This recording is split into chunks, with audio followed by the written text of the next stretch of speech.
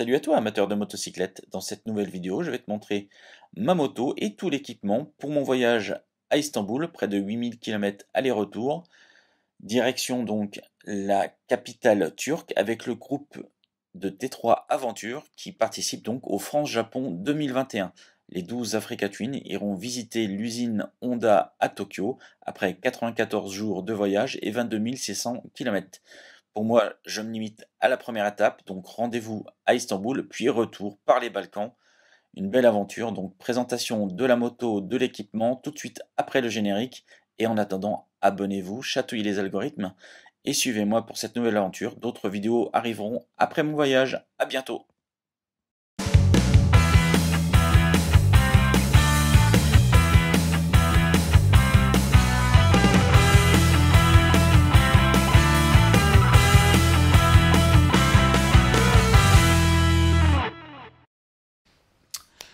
Salut amateurs de motocyclette, aujourd'hui une vidéo pour te présenter mon équipement et ma moto pour le voyage que je vais bientôt faire. Je pars le 6 juillet, je vais jusqu'à Istanbul et j'accompagne un groupe qui va jusqu'à Tokyo. C'est le France-Japon 2021, les Irréductibles avec T3 Aventure. Moi je m'arrête à Istanbul. Et ensuite, je reviens par la route. En gros, le voyage, voilà, on va partir de Paris depuis Honda France le 6 juillet. Ensuite, on descend à Chambéry. Ensuite, Italie, Autriche, Slovénie, Croatie, Macédoine, ainsi de suite jusqu'à Istanbul en tout cas. Je ne vais pas vous les détailler. Et eux, après, ils vont rejoindre le Turkménistan, l'Iran, la Mongolie, la Russie, ainsi de suite, prendre le ferry à Vladivostok et terminer chez Honda au Japon, dans l'usine où est fabriquée l'Africa Twin. C'est un voyage exclusivement Africa Twin. C'est moi qui aurai la plus vieille puisque je pars avec une 750 RD04 que vous verrez à la suite de la vidéo puisque je vais vous la présenter et je vais vous présenter un peu l'équipement qui est déjà embarqué sur la moto. Là, je vais vous montrer un petit peu tout ce que j'ai prévu de prendre pour ce voyage. C'est une vingtaine de jours en ce qui me concerne. Mes camarades, eux, partent 94 jours. Donc il a fallu étudier les choses. Je vais commencer par vous montrer ce que je vais mettre dans les sacoches que vous allez voir. Donc dans chaque sacoche, il y a un sac comme ça. Magnifique sac, la confiserie des Hauts-de-Vosges, c'est chez moi les Vosges. En fait, ça permet de rentrer et de sortir les choses dans la sacoche. C'est beaucoup plus pratique. Il y aura des petits sacs comme ça pour mettre les vêtements. Les vêtements vont être roulés. Donc ça, c'est les petits sacs qu'on achète soit sur Amazon, soit chez Decathlon. Moi, je les ai achetés chez Decathlon, c'est un lot. Donc, ça permet de mettre ses vêtements, les plier et de vraiment compacter au maximum. On peut aussi prendre la version des poches compactables.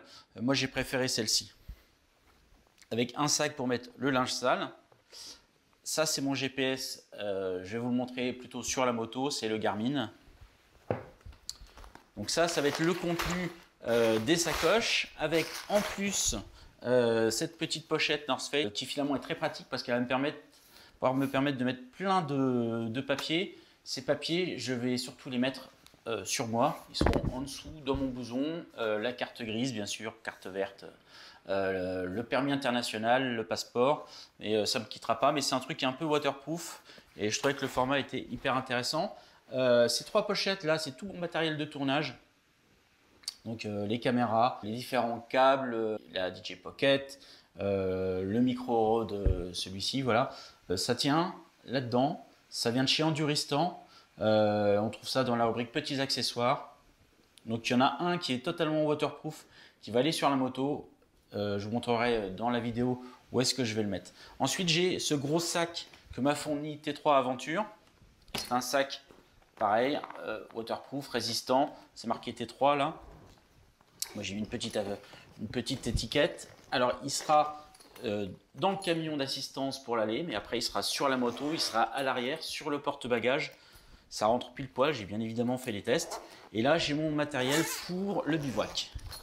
Alors pas que bivouac d'ailleurs. Il y aura mon ordinateur qui sera dans un pantalon de secours. On verra, donc ça c'est une couverture. Pour pouvoir s'asseoir le soir tranquillement. J'ai pris la décision de ne pas acheter de petits fauteuils pliables. Même les plus petits, ça reste assez gros et assez lourd, donc il faut quand même que je fasse attention. Il y a une rallonge bien sûr, une petite trousse qui va qui va me servir à mettre un peu tous les trucs qui traînent. Toutes ces petites conneries qu'on ne sait pas comment mettre, bah, ça ira là-dedans et ça sera protégé. Ensuite, ça c'est un adaptateur universel. Donc bien sûr c'est indispensable quand on voyage. Un matelas gonflable. J'en ai un deuxième au cas où. J'ai des serviettes à séchage rapide. Un maillet. Ça c'est un sac à dos pliable. Admettons que j'ai besoin d'aller faire des courses. Je fais mes courses. À l'aller, ça prend pas de place. Et au retour, je peux mettre ces 20 litres. Là, c'est le réchaud. Donc, c'est celui qu'on peut trouver soit sur Amazon, soit chez Decathlon. Avec les 4 griffes en dessous pour pas qu'il bouge. Il est rangé dans cette petite boîte. C'est un réchaud qu'on utilise avec une cartouche à vis, puisque c'est ce qu'on va retrouver le plus facilement à l'étranger. Donc, moi, je l'ai acheté chez nos amis de la grande surface spécialisée dans le sport. Vous voyez, j'ai même pas déballé. J'ai pas fait de simulation. Là, c'est un petit sac aussi qui va servir à ranger des conneries, tous ces trucs qui prennent de la place. J'ai mis une araignée, parce qu'une araignée, il faut toujours en avoir une. Ça peut servir pour accrocher quelque chose sur la moto. Mais je vais y mettre certainement assiette plastique, couvert, l'éponge, le petit torchon. Une lumière pour accrocher dans la tente. Une magnifique lampe frontale. La popote. Donc ça c'est pareil, je l'ai acheté chez Decathlon. Donc il y a une casserole de 1,6 litre, il y a une poêle d'une contenance de 500, il y a un couvercle qui permet d'égoutter, il y a des gobelets, il y a des assiettes, il y a des couverts. Moi je vais améliorer ça, en tout cas en termes de couverts et d'assiettes, je vais prendre des vraies fourchettes parce que les fourchettes de voyage sont souvent trop petites et c'est un peu relou quand on veut manger des pâtes par exemple, on n'arrive pas à les piquer. Donc je vais améliorer ça et j'ai des couteaux. Ça c'est mon oreiller. Oreiller gonflable de chez Decathlon, ça coûte une dizaine d'euros. J'y ajoute une petite thé d'oreiller parce que j'ai la tête délicate. Non mais bon, j'aime bien avoir quand même mon petit confort. Il y a un maillet, c'est pas lourd et ça va permettre d'ancrer plus facilement la tente parce que je m'attends à des sols très durs. Donc j'arriverai peut-être pas forcément à les enfoncer comme ça. Donc le maillet. Le sac de couchage. Alors c'est un 15 degrés. J'ai pas besoin de plus parce que je vais plutôt dans les pays chauds, donc je vais plutôt dormir au-dessus. En tout cas, il prend pas de place. Taille L et c'est pareil, je l'ai acheté chez Decathlon. Et la tente que j'ai pas acheté chez Decathlon parce que j'ai étudié un peu le truc en termes de poids et de taille. Donc j'ai pris une Coleman, je l'ai acheté chez Amazon. Coleman c'est une marque assez connue et elle fait 1,9 kg je crois. Donc je ne l'ai pas encore déballé, ça sera un peu la surprise. C'est une 2 places, ça va me permettre de ranger les sacs avec moi la nuit et de ne pas les laisser sur la moto. J'ai ajouté des sacs poubelles. Et puis, il me manque pas grand-chose, un torchon à droite. Voilà, donc pour faire tout ça, je me suis beaucoup servi d'un doc que m'a envoyé Greg des Apprentis Voyageurs. Je vous invite à regarder sa chaîne parce qu'elle est extrêmement bien faite. Ses vidéos sont super bien faites. C'est passionnant, elle apprend plein de choses vraiment. En termes d'organisation, il est très fort. Et pas que ça d'ailleurs, parce que ses vidéos sont vraiment très chouettes. Donc Greg, je le remercie parce qu'il m'a envoyé par mail, il a fait des listes en fait qui permettent de rien oublier. Donc je sais que j'ai oublié encore quelques trucs, j'ai encore quelques trucs achetés comme une trousse de soins et compagnie. Mais en fait voilà, il a détaillé les choses, on met des petites croix et on voit où on en est. Moi je vais pas mettre tout ce qu'il a mis sur ses listes parce que ça convient pas forcément à ce que je vais faire, mais en tout cas cette liste elle est formidable. Et il a fait une vidéo où il fait un petit peu comme moi mais beaucoup mieux, où il a étalé tout ce qu'il met, en tout cas sur sa moto pour un road trip, et il a mis les liens de tous les produits pour les acheter. Et la vidéo est vraiment bien faite. Mais il n'y a pas que celle-là, je vous invite vraiment à regarder sa vidéo, c'est Les Apprentis Voyageurs. Et Greg est également sur Instagram, Les Apprentis Voyageurs. Au niveau des fringues, donc les fringues, essentiellement, je vais porter des t-shirts comme ça, motard à la française. Avec qui je bosse depuis la création de la boîte. C'était une boîte française, vosgienne même. Et donc j'ai pas mal de t-shirts. et ça va permettre d'avoir des t-shirts plutôt cool. Pour les vêtements, alors j'ai acheté un premier pantalon, j'en ai essayé plein. Je voulais quelque chose d'assez léger. J'ai du Bearing, mais c'est beaucoup trop chaud. Donc j'ai pris un Alpinestar. Celui-là, c'est le modèle And. Voilà, c'est le modèle And. Il est hyper ventilé. C'était vraiment important pour moi d'avoir quelque chose qui me tienne pas trop chaud parce que je sais que je vais avoir très chaud. J'ai acheté cette veste Furigan Appalache qui est à peu près dans les mêmes tons et qui, pour moins de 300 € en fait, est vraiment bien faite. Il y a pas mal de rangements, il y a des aérations. Et elle me va bien, en fait, je me sens bien dedans. Donc j'en ai essayé plein. Il y avait bien évidemment les vestes Revit, mais qui étaient vraiment chères pour moi. Je voulais pas mettre 1000 €, plus de 1000 € dans un ensemble. Donc en fait, le pantalon vend au 169 et la veste doit valoir dans les 229 à vérifier. Et je trouve qu'elle est bien étudiée. Bon, tout n'est pas parfait. Par exemple, les scratchs, bon, je suis pas sûr qu'ils fassent très longtemps. Moi, j'aurais mis des clips, mais en tout cas, bon, effectivement, ça permet d'avoir comme une veste qui est vraiment bien, avec des protections. Voilà. Je vais juste rajouter, moi, une dorsale. En fait, voilà, ça fait un ensemble pour moins de 400 €, qui est vraiment sympa et vraiment agréable. Je l'ai déjà, j'ai fait 2000 km pour le tester, pour être sûr que j'ai fait le bon choix et ne pas revenir en arrière, parce que si j'ai pas fait le bon choix, je revends, je mets sur Vinted et je rachète autre chose parce que je déteste avoir les mauvais outils. Pour mettre à mes petits pieds, alors j'avais le choix, soit des bottes, soit des chaussures hautes. Pour l'instant, j'ai acheté ces chaussures chez Forma. Elles sont assez hautes, protection de la méole et tout. Étant donné que je ne vais pas faire de piste, j'ai pas voulu prendre de bottes. En termes de protection, j'ai suffisamment. J'ai pas encore arrêté mon choix, il n'est pas impossible que je revienne en arrière. J'ai vu d'autres bottes qui me plaisaient, notamment chez les Moto Blues. Leur modèle, le DXR, elles sont vraiment bien et elles n'arrêtent pas d'être en promo. Donc je n'ai pas arrêté mon choix. Voilà. Je sais juste que j'aurai peut-être moins chaud. Ce sera peut-être plus supportable d'avoir les bottes 8 heures par jour, enfin les chaussures 8 heures par jour que les bottes.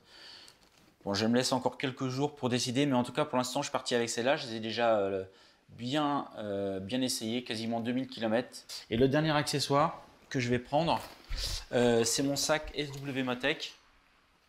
Donc c'est une assez petite contenance, hein, il n'est pas épais. Ça va permettre de mettre peut-être bien mon ordi, j'ai pas encore décidé. Quelques produits un peu délicats, peut-être même mes papiers, je ne sais pas. Voilà, c'est le dernier truc que je pourrais prendre, et surtout il est très intéressant parce qu'il est waterproof. Voilà, on le ferme comme ça. Il y a plein de façons de l'attacher. Il y a une ventrale, il y en a ici. Là, il y a une poche d'accès rapide qui se ferme. Quand c'est fermé, c'est totalement waterproof. Il y a des renforts ici de confort. C'est pareil, je l'ai déjà bien utilisé. Là, je l'ai depuis un mois, je l'ai bien utilisé. Il est vraiment génial. Dans certaines utilisations, pour moi, il est un peu petit. J'ai besoin de la taille au-dessus. Mais en tout cas, sinon, c'est vraiment un super sac. Et l'avantage, c'est qu'il vaut moins de 80 €. Donc, vous pouvez regarder sur le site SW Motech. J'ai pas le nom en tête, mais il n'y en a pas 36 000. Et franchement, il est très chouette. J'aime beaucoup mon sac. Il est stylé. Et ce sac-là, orange, donc c'est le sac que m'a fourni T3. Il va bientôt être en vente sur la boutique T3. Il fait 80 litres de contenance. Vous voyez, tout ce que j'ai mis dedans. Et j'en ai encore à mettre et j'ai de la place. Je vais pouvoir partir à l'esprit serein. Les deux sacoches, ça. Et puis j'ai deux petits sacs base pack de chez Enduristan, que je prendrai peut-être en plus pour mettre sur les sacoches avec les vêtements de pluie, doudoune et compagnie.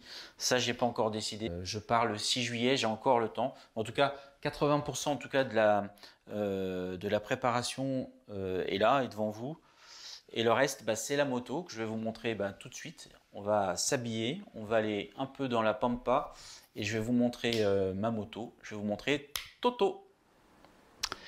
Alors là, on est devant la moto qui va servir donc pour ce Paris-Istanbul avec les participants du France-Japon 2021. Donc cette moto, c'est une Africa Twin XRV 750 de 92. Elle a plus de 140 000 km. Elle vient d'être révisée chez Dirt Rider Motorcycle, Rémi. Donc j'ai fait une vidange de fourche, vidange moteur, filtre à air, enfin bref, la totale. J'ai filtré aussi le système de frein, j'ai purgé les freins. J'ai rajouté les Barkbusters. Ceux-là viennent de chez SW parce que finalement il n'y avait que ceux-là qui allaient facilement sur le modèle. Elles sont faites pour ce modèle. Donc c'est une barre ici, plus le cache. Ça va éviter de casser les leviers si jamais la moto tombe. Parce que ça peut être gênant dans certains pays. C'est toujours plus facile de monter ça qui coûte une centaine d'euros que d'acheter des leviers, de trouver des leviers et de perdre du temps à les changer. Elle est équipée, quand je l'ai achetée, elle était avec ce porte-bagages Botelin du Moulin. C'est une vieille marque française qui n'existe plus. Je crois que ça a fermé en 2007. Donc c'est des gros tubes, ça fait 20 mm. Alors ça pose des problèmes parce que la plupart des équipements qu'on nous vend, en tout cas tous les supports de valises qu'on aurait pu trouver chez SW Motec, chez JV ou chez Enduristan, ça ne va que sur du 16 ou du 18. Donc là j'étais obligé de prendre donc, les sacoches Monsoon de chez Enduristan. Donc c'est les sacoches qui s'accrochent avec des sangles. Bon, c'est aussi safe finalement, puisque moi j'ai bricolé des trucs pour pas qu'elles bougent. C'est des sacoches qui sont assez profondes. Là, j'ai plein de petites sacoches, ça c'est pour le matériel vidéo. J'ai plein de sacoches qui vont se mettre dedans. Ensuite, on ferme comme ça. On tourne 3 fois. Hop. Un clip ici, un de l'autre côté, un comme ça. Je vais rajouter encore des sacoches au-dessus, des petites sacoches, des petits sacs longs de chez Enduristan, encore une fois, pour tout ce qui est vêtements de pluie, enfin les choses dont on a besoin rapidement. J'ai mis un coussin White Ass. White Ass, c'est une marque américaine. C'est des gars qui étaient spécialisés dans tout ce qui était anti-escar. Et ils avaient l'idée de créer un truc pour la moto. Leur boss n'était pas intéressé, du coup ils ont créé leur boîte. Donc là, c'est une version Air. Il y a une version gel, il y a plusieurs tailles, il y a plusieurs. Et c'est assez efficace. Je l'ai testé sur un Paris Tour Paris parce que la selle est quand même pas très confortable. D'un autre côté, elle est de 92, donc forcément il n'y a pas 50 matières, il n'y a pas de gel ou autre.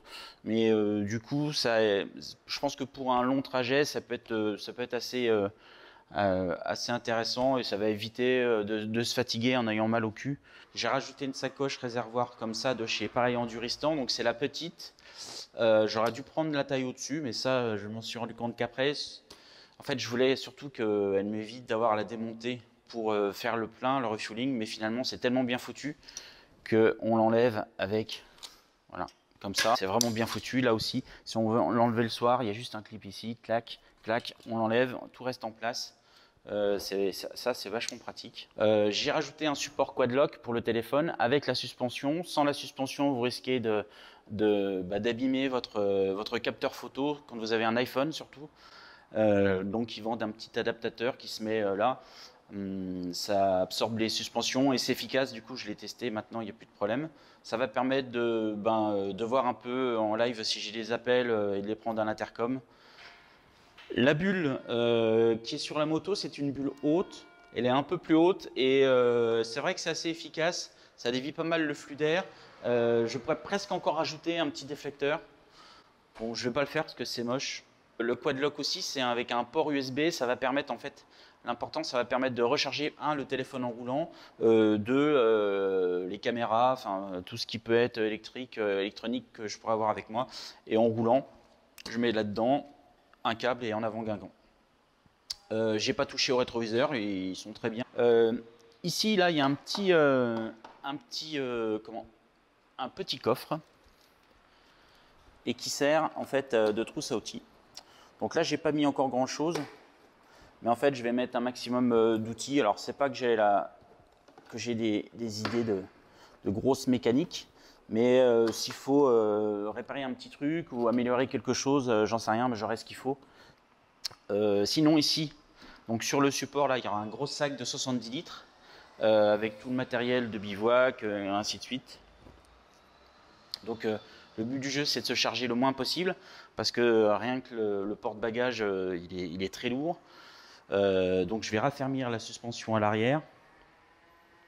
Mais le but, voilà, c'est de ne pas mettre non plus trop de poids. Donc, c'est comme je vous l'ai montré auparavant, c'est de trier, de mettre les bonnes affaires.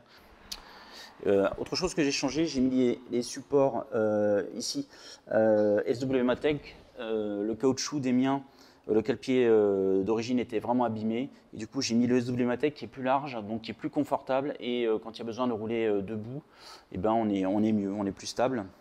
Et c'est vrai que c'est plus confortable d'avoir une plus grosse surface, en tout cas pour poser le pied. Oui, donc la moto, il n'y a pas eu besoin de faire grand chose. Une bonne révision, en tout cas, des purges à droite, à gauche, tout checké. Je pars avec une batterie qui est récente, qui est en très bon état. C'est important, parce que finalement, il va y avoir quand même pas mal de choses de brancher dessus. J'ai changé les pneus. Les pneus, c'est des Bridgestone A41. C'est pas ceux que je voulais des Danaki Adventure. Mais je vais quand même faire beaucoup de routes. Et le problème, c'est que les pneus en ce moment, c'est vraiment une catastrophe, on n'en trouve pas. Donc j'ai pris un peu ce que je trouvais et qui correspondait. Donc les Bridgestone A41, on va voir, ils ont 30 km. Donc je partirai, ils seront pas rodés. Dans les petits tips, là j'ai de la place, je vais mettre une petite sacoche ici avec les caméras pour avoir un accès rapide sur les caméras. Les caméras, j'en aurai une sur le casque et il y en aura une ici, là il y a une boule avec une tige. Donc il filmera soit moi, soit ce qui se passe à droite, à gauche. Ce sera peut-être plus stable aussi que ce que j'ai sur le casque, mais ce sera d'autres points de vue. Et puis j'ai une mâchoire GoPro que je pourrais mettre ici pour filmer ce qui se passe derrière quand on sera en troupeau. Voilà. Et puis j'aurai surtout la DJ Pocket. Voilà. DJ Pocket 2 qui va permettre de filmer les scènes de vie quand on s'arrête à la station-service, quand on s'arrête à une frontière, voilà, pour prendre le son de ce qui se passe. Voilà, c'est tout ce que j'avais à montrer sur la préparation de la moto. Bien sûr, il y a des sangles, il y aura des sangles dans tous les sens. Là, j'ai racheté ces sandaux qui sont super pratiques. J'ai payé 4,95 € pièce et ils sont super pratiques. J'ai acheté des grosses sangles Enduristan. Voilà, Enduristan, c'est une super marque que j'aime beaucoup et qui fait des produits très costauds et aussi waterproof. Donc je vais tester ça en tout cas sur 8000 km, mais je suis assez confiant puisque c'est un peu ce que prennent tous les mecs qui partent en voyage, comme Black Market par exemple, qui les prend sur tous ses voyages et j'ai jamais vu de problème. Donc voilà tout ce que j'avais à vous montrer sur la moto, la préparation pour le France-Japon, mon étape jusqu'à Istanbul. Le départ c'est le 6 juillet autour de 14 h depuis le siège de Honda France. On fera une petite bamboche chez Honda France. Et vous pourrez suivre alors sur mon Instagram Jack Online ou Motoradio, il y en a deux, et puis sur t3.fr, il y aura un blog. Tous les jours, vous aurez en tout cas les étapes jusqu'à Istanbul et puis le reste, puisque les autres vont jusqu'à Tokyo, à l'usine Africa Twin, Honda, où est fabriquée l'Africa Twin. Donc il y aura un blog tous les jours et on va faire des lives aussi pendant en tout cas ma partie de voyage. On va faire des lives avec Eric Massier du Biest pour parler en tout cas de ce qui se passe. S'il y a des choses qui doivent être aussi modifiées sur le trajet, par exemple, sur l'aspect vie, en tout cas, d'un groupe. Voilà, 12 motos, un camion, un 4x4, ça va être la folie. En tout cas, rendez-vous dès le 6 juillet sur les réseaux sociaux pour voir ça. Abonnez-vous. Ceux qui sont abonnés, vous êtes quasiment 700, enfin pas loin. En tout cas, merci, c'est vraiment cool. Et ceux qui posent des bonnes questions, c'est vraiment cool de vous répondre. Ceux qui me demandent des conseils sur les motos que j'essaye, c'est pour ça que je fais les essais, hein, c'est pour vous éclairer. Alors, je ne fais pas de fiches techniques. Il y a un certain Jean-Pierre qui m'a dit que mes vidéos ne servaient à rien et qui m'a fait des pages de commentaires très négatifs. Je me suis dit, bon, le pauvre Jean-Pierre, c'est qu'il s'ennuie sur son canapé. Donc je fais pas de fiches techniques et tout, parce qu'il y en a qui le font mieux que moi. Et puis ça m'intéresse pas. Je lis déjà pas le mode d'emploi de ma DJ Pocket. Donc j'ai pas envie de vous faire subir les fiches techniques. Il y en a qui le font très bien, beaucoup mieux. Et moi, je préfère vous montrer les motos et vous donner mon ressenti. Et il y en a un autre qui m'a dit que tout était toujours bien et tout. Alors effectivement, je suis toujours content parce que je me mets à l'abri d'essayer des trucs qui me plaisent pas aussi. Donc j'ai le choix. Je préfère essayer des choses qui me tentent plutôt que d'essayer un truc qui va franchement me saouler. Donc c'est pour ça que je préfère rester positif. Alors mettez un pouce, un commentaire. Ça chatouillera les algorithmes comme dirait l'autre. Et puis rendez-vous à Istanbul. Ciao.